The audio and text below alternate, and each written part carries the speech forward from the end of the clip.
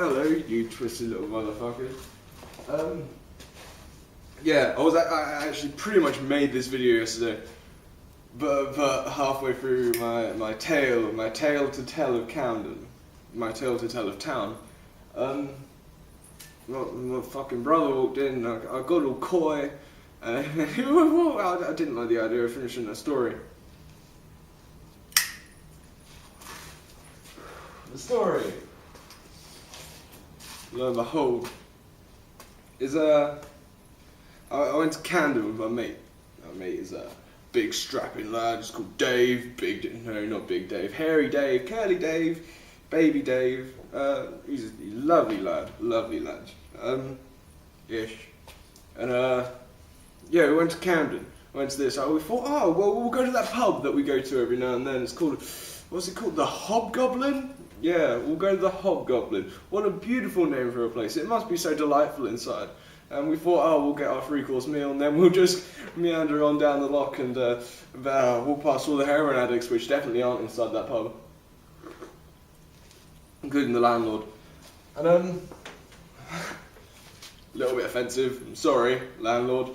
I thought you were going to stab me when I didn't say anything about you. Now I know you're going to stab me. Yeah, so we went in. It was all good. Like this pretty red-headed barmaid with all this black eyeliner. Everyone's dressed up fairly gothic. Gothic, I mean metal, not gothic at all. They're just dressed up to the point of leather, everything in a leather vest, bound in leather, stained black, and then thrown out into this pit of fucking foundation. Comes white as snow or polystyrene. Left your scooter. If you can see it, I don't know, my fucking stupid hat's in the way, obviously. Again, stupid hat. Yeah, anyway, and we went in. Beautiful barmaid. We got served our first couple of drinks. We got a shot tequila and a Guinness, and then we finished our Guinnesses at the bar. Got another one, and I rolled me and Dave a cigarette because Dave's a part-time smoker. I might talk about part-time smokers in the future because Dave's a cunt. Yeah, we walk outside. And the smoking area in this pub is fucking tiny. It's got to be about 4 meters by 3 meters. Fucking minuscule. There's just a massive fuck off dustbin in the corner of it. All that space is taken up by shit all. No fucking ashtrays nowhere. Everyone just flicks their shit into the street at the back of a Sainsbury's. Felt like such a chav. Let's get someone pregnant inside a biffy bin, he said. And this guy came up, was smoking our cigarettes, was drinking our fucking cup of black. This is a cup of black, I'm in a jar of black. And this guy sort of turns around on his seat, this park bench, picnic bench, that had been long since lost its luster. No fucking cheesecloth has been laid on this bench in quite some time. He turns around, and although it's not actually relevant at all where he was from Lithuania, which I found out in this very small conversation I had with him, or rather he had with someone else whilst I was present, and he was having a go at me. This fucking big Lithuanian guy, fucking dyed patches of blonde hair, not unlike myself, but all over his fucking head, covered in tattoos down his arms, proper bit of a beer belly on him, bit hench, about 6'2", wearing a vest. Didn't care to look down because no one above his nose exists. He came over and I overcompensated for his Lithuanian accent, which in hindsight I should not have done because it could have made things a lot worse. He came up to me and he said, "Are you hippie?"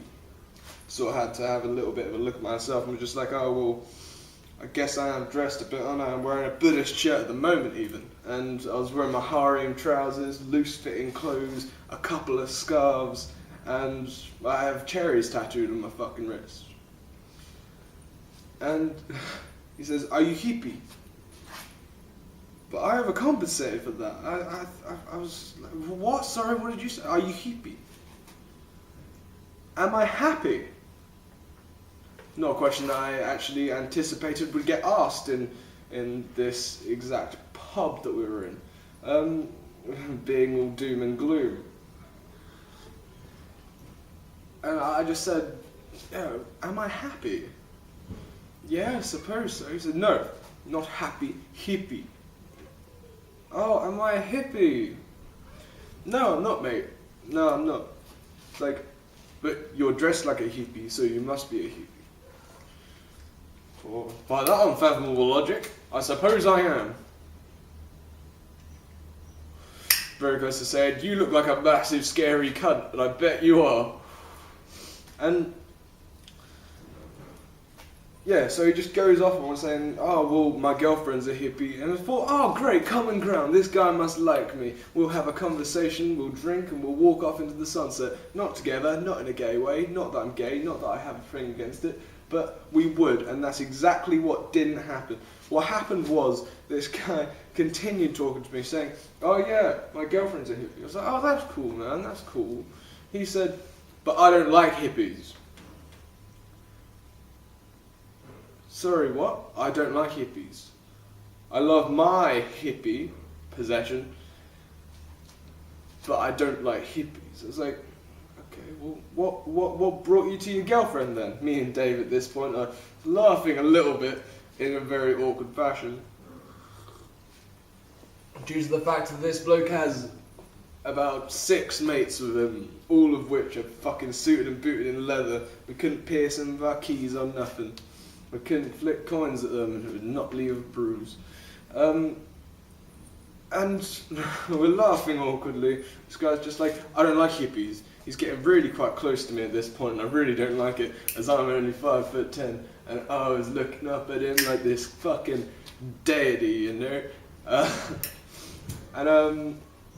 Yeah, I was like, oh, well, what brought you to your girlfriend then? He said, I love my hippie,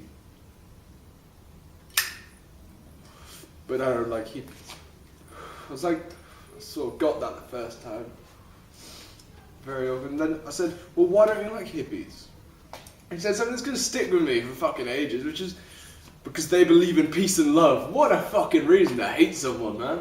I wish people could hate me more for liking peace and love. I love peace and love, you know. I'd go as far as to say I have complete peace with love, and love for complete peace. And not actually making me a hippie at all, just someone who has a practical sensibility. And I said, well, what do you believe in then? He steps a bit closer to me. He holds his motherfucking fist right in front of my face and says, I believe in this. I can see on a glimpse of his knuckle that he's got a fucking gash in his hand, fucking scabbed over, not quite healed, probably from punching someone like me in the face.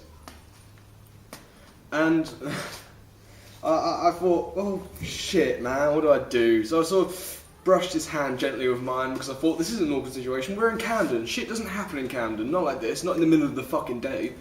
And he put his hand up. He jolted it down. Scared the fuck out of me. I jumped half out of my skin thinking I was going to get some kind of pressure on my face.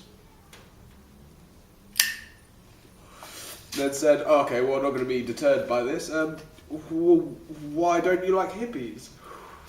He said, because I believe in this. Coming closer this time. Held his fist this fucking close in front of my face. And I was thinking, what the fuck do I do? He's gonna fucking hit me. I'm gonna be a fucking puddle of pulp, right? And this fucking guy is terrifying the shit out of me. And I was just like, shit, man. Dave's shaking at this point. His Guinness is all over my back. No, that didn't happen. But he was shaking. I remember that because he tried to pay for a beer afterwards and it didn't go very well. He got taken the piss out of. Heavy metal pubs are brilliant. He held his fist right in my fucking face. Could fucking smell his fucking flesh underneath his fucking scab, you know? And this scabby little bastard, this big bastard, he was like, I believe in this. I was like, fuck, we've got to do something. Thought, well, I might as well play the fucking role, eh? So I leaned forward onto my toes, lift myself up a little bit, see this guy's hand, and think, there's no going back from this. And I kiss him right on his fucking scabby little knuckle. Which I had tests afterwards. I'm fine, by the way. No need to worry or ask or pander after my needs, you know? But, like, he fucking did it. Like, he fucking laughed and laughed. He was burst out of laughter. He went bright red. Tears streamed down his face from the idea of me feeling that uncomfortable and making him feel just as uncomfortable in return. Turned around and said, "Why did you do that?"